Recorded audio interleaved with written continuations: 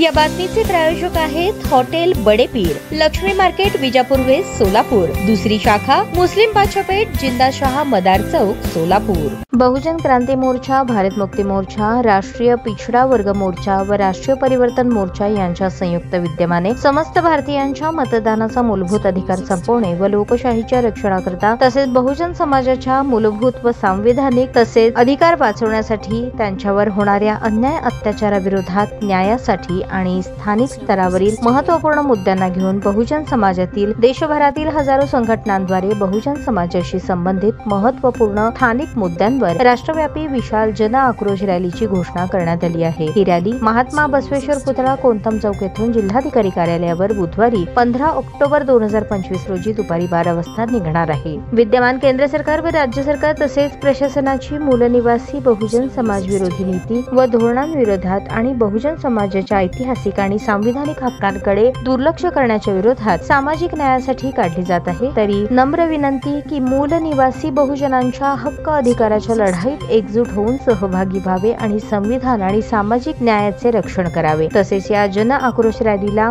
बुद्धी, पैसा, वेळ आणि श्रम देऊन ही रॅली यशस्वी करण्यासाठी सहयोग करावा, असे आवाहन भारत मुक्ती मोर्चाचे जिल्हाध्यक्ष अशोक गायकवाड व शहराध्यक्ष राजू तुळसे यांनी केले आहे।